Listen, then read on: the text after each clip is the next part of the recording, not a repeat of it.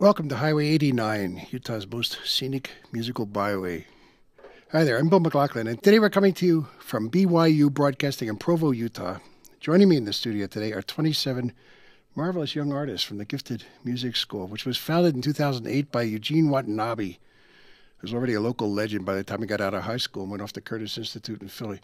The Gifted Music School is an out-of-control institution. It's recognized all across the world, but especially in the U.S. These kids have been on a wonderful show that you know called From the Top. They're recognized everywhere for the level of their achievement. And in addition to studying their various instruments, they also participate in choir and orchestra. They learn solfège, theory, music, history, masterclass training. That's unusual in the U.S., but not in Russia, Korea, Venezuela, or Japan. But it's about time it got here. It's a very thorough way. It's a very old-fashioned way of training the kids. Very high level of musical commitment. These age range here is from 3 to 18. They come from all sorts of circumstances. And one of the goals of the Gifted Music School is to make world-class instruction available to students of all socioeconomic backgrounds so that many of the students attending the school are here on full scholarship. Have a lot of wonderful guest artists in the past as master classes in the school. Leon Fleischer, the very great pianist, who was one of Eugene's teachers, actually, at Curtis. Andres Cardenas, who used to be a concertmaster of the Salt Lake City Orchestra. Robert Litzip, David Kim, could go on and on. But I think it's time to hear some music. We're going to play some Dvorak for you.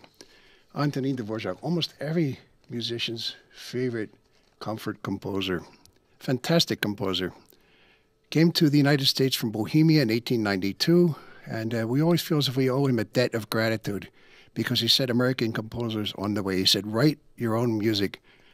So let's listen to some of Dvorak in his own music. It's very, very bohemian, very Czech, we'd call it. First movement of the Serenade in E major, Opus 22, music of Antonin Dvorak with a string orchestra, members of the Gifted Music School of Salt Lake City.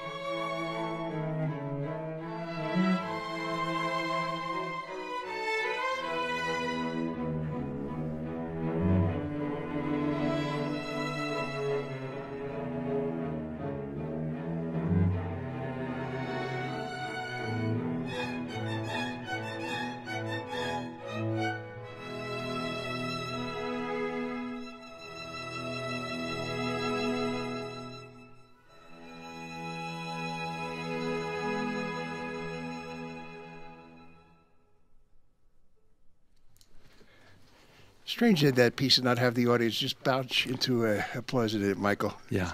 You're a string player. We got a wonderful composer with us, and we're going to be hearing his work next. Michael Mclean, welcome back. You spent a lot of time in Salt Lake City, I understand. Many, many years, about 20 years. Yeah, where are you from to begin with? I grew up in Dearborn, Michigan. Uh-huh. Yeah, so I studied with a violinist from the Detroit Symphony. Wow. And so I studied violin, and I composed on the side, so kind of in secret. And you're living in L.A. now. Uh-huh. Yeah, it's wonderful. How's it feel as a fiddle player, hearing these young kids play that Dvorak? By the way, if you just tune in the middle of it, music of Antonin Dvorak, Opus 22, the first movement of the Serenade in E. Well, I wanted to grab one of their violins and play. I'm more used to playing than listening, so I really enjoyed their playing. Beautiful playing. And you've written a very interesting, very deep piece. This is a romantic piece. We just heard romantic music from the very late 19th century, probably about middle 1880s. Here's a piece from right now. Yeah. What's it about? Well, first of all, what's the title? Lux Aeterna, which means eternal light. It's a spiritual piece that I wrote. It's for in memory of Peter Moench, and so it's a commission for this group. And a good friend of mine, Debbie Moench, her son passed away about 5 years ago, and so this is in honor and memory. He was a cellist, and I'm also good friends with his sisters who are playing the violin solos. So that's what this piece is, was set up for. Yeah, Lux Aeterna. It's part of a Requiem Mass very often, isn't it? Yeah, and it's been. There's a piece by I think Ligeti wrote to Lux Aeterna that I was looking at, and it was used in 2001. Exactly. Yeah, of course it is. It's fantastic. This doesn't sound like 2001 though. No, my inspiration. I'm a more conservative. I love Ligeti, but Arvo Pärt is kind of up my alley. And I'm in LA, so I've got to make things a little more tonal too. So yeah. Well, for you folks listening to this piece, this is a rare treat.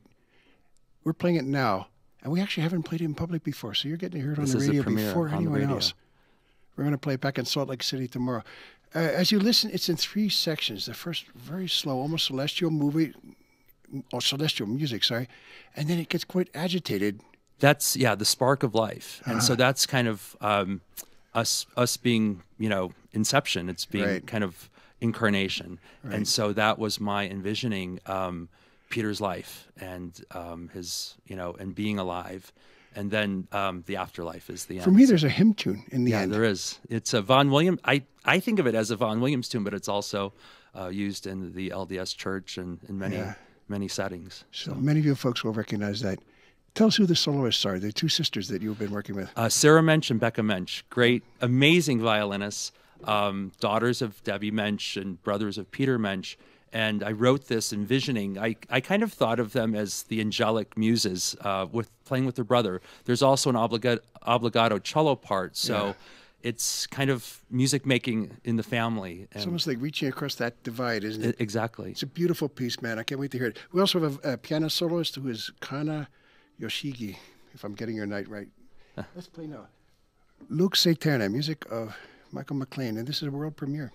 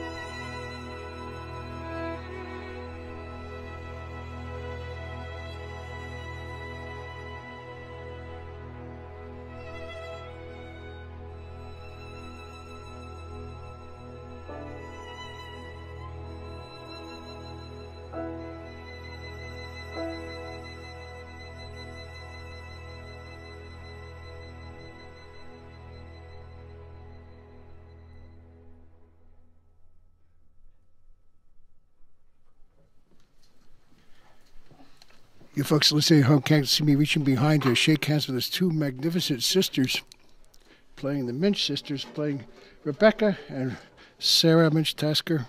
Fantastic performance, solo violins. And right now I'm looking down at an 8-year-old girl named Maya. We got to be friends over the past couple of little days. And so that's sort of the top end of it. We got a kid here who's much taller than I am. He's going to talk with. He's a wonderful cello player. If you tuned in, you're listening to fantastic young musicians from the Gifted Music School of Salt Lake City.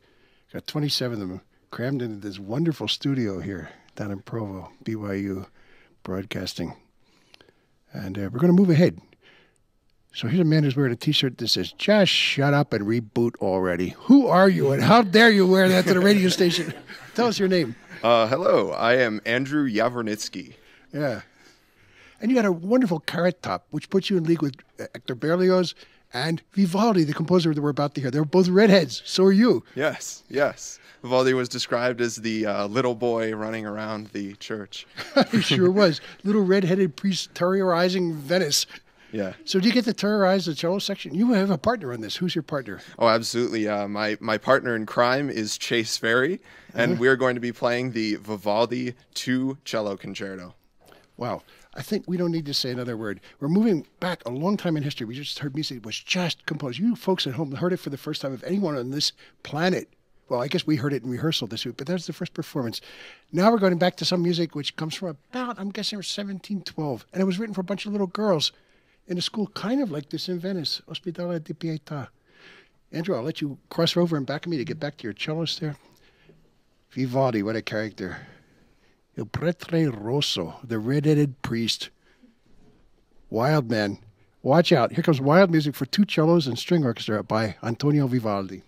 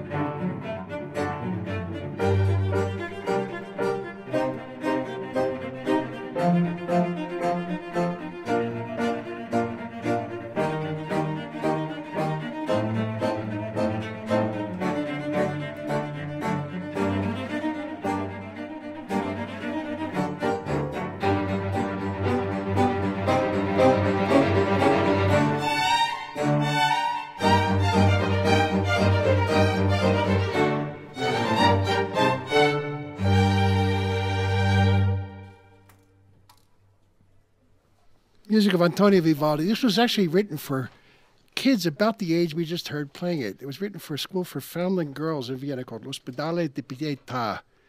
In those days when people didn't quite know what to do with unexpected gifts from heaven, they wrapped them up in bundling clothes and dropped them on the front stairs of a church where they knew somebody would come along in 2 minutes, take the poor little infants in and feed them. And they did more than feed them in Venice. They taught them to play music at the very highest level. And Vivaldi was the music master for this all-girl orchestra, 12, 13, 14, 15 years old, sort of what I'm looking at today. I want to meet, or have you meet, at least the man who's responsible for all this, Eugene Watanabe. Hello, Bill. I'm honored to be here, and I'm honored to have you on the other side of the microphone. I mean, Eugene, from everything I've been able to tell, you were the hottest thing in Salt Lake City when you were a kid growing up. I mean, you're too modest. I won't ask him to say yes. He was playing all over the state. He was playing with the Utah Symphony from an early age. He's not only a great fiddle player, he's a great pianist. In fact, you're the only person I think ever went to the famous Curtis Institute with a double major. Yeah, I did study both instruments. I won't attest to what I did, but piano and violin? Violin and piano, yes. Who were your teachers? My teachers on the violin were Arnold Steinhardt and Jascha Brodsky, and on the piano was Leon Fleischer and Claude Frank. And then you also studied while you were in Kansas City growing up. You studied a bit with Andrew Cardenas, was the concertmaster here for a while, right? Yes, he was concertmaster of the Utah Symphony here, and I've been blessed to work with some fabulous, fabulous musicians. Joseph Silverstein was also one of my fiddle teachers, and I was lucky enough that I had parents that cared about arts education for when I was very young, and they decided that would be a good way to keep me off the streets. They must have planted that appreciation in you deeply, because, man, when you got out of Curtis, you're ready to go anywhere in the world. You can win a big competition. You know, you'll be on the same plane as Joshua Bell or characters like that. You decided to come back home and make a school, and a very special school. Tell us what this place is and what you're trying to do. It's insane. It's impossible to do what you're doing, but I'm sitting here in this room with these kids who have shown it. I'm the one that's insane. You're doing it. Well, Salt Lake City is, and Utah in general, is a remarkable place to be. And I've always felt deeply about music education is so important to every child, whether they become professional musicians or not. Yeah. It's so important that we raise the next generation with care and compassion, and I feel arts is one of the most important ways to do that. And one of the things we were talking at dinner last night, there's a thing in government called Title I schools. These are schools with kids who are not as lucky as a lot of the kids in this room, but even the kids in this room, I guess we come from all kinds of varied economic and cultural and backgrounds. And the important thing is, like, what Gene's got in the back of his mind is what they're doing in Venezuela, which is not just a place for crackpot dictator. It's almost one of the best school systems in the world for music, isn't it? Yes, they have a remarkable system called the Sistema that's prevalent throughout the country. It was a national movement, and of course, whatever you call it, they have, of course, the right idea, and the global climate is such that we're all moving towards that. Yeah. I suppose for folks who are listening now, you may know the name of Dudamel, as the famous conductor now of the Los Angeles Philharmonic. He's about 31 years old. He's a product of La Sistema. And he's one of the gifted, most gifted conductors. And when he conducts those kids from Venezuela, these are kids who grew up selling dope. No joke. They were singing in the hardest places in the world. I remember hearing a clarinet player say, it felt so good to put my hands around a clarinet instead of a gun. He was 11 years old. That's how tough the scene is. I'm thinking nobody in the room has had it that tough, but you want to go get them anyway, don't you? You want to get everyone. Yes, I want to get everyone and reach out to every child out there and provide opportunities. And nothing does it better than music. And this is how well Eugene has trained these kids, that they play really, really well without a conductor. In fact, I was thinking about conducting this piece, but then I found out that they played this piece by Astor Piazzolla much better without me. So here goes. Here is the Portena is a woman who lives by the port in Buenos Aires. So this is the Portena of spring. Portena Primavera. Watch out. These kids are on their own. They take no prisoners.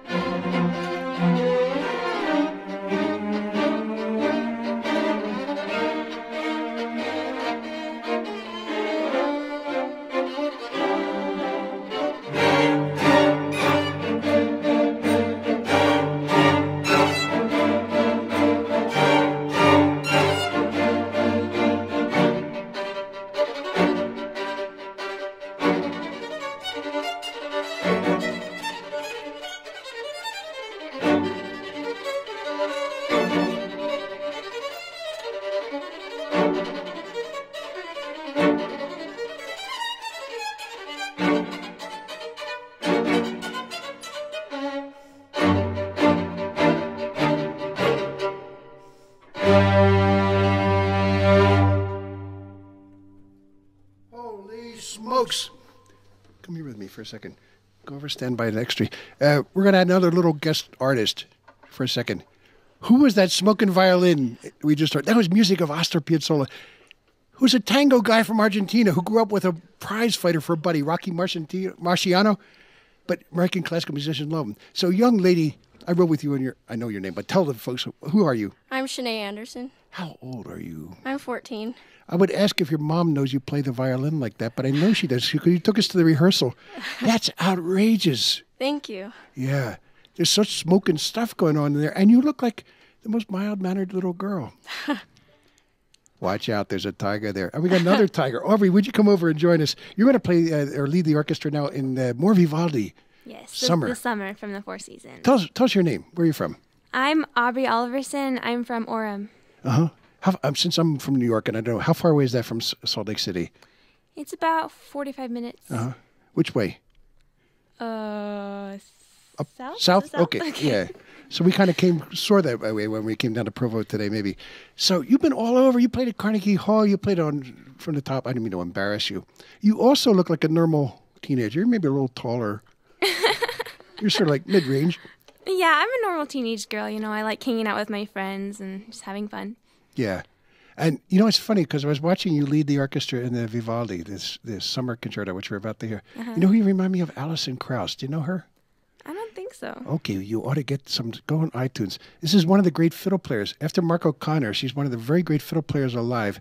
I caught Alison Krauss in Kansas City when I was there. She was about 16, 17 years old. They've been driving all day from someplace in Arkansas. She arrived. She had smudges on her face. She looked like a little kid. And then she tore the place apart the way you do. And the way you do, I'm looking at you, the way all of these kids here do.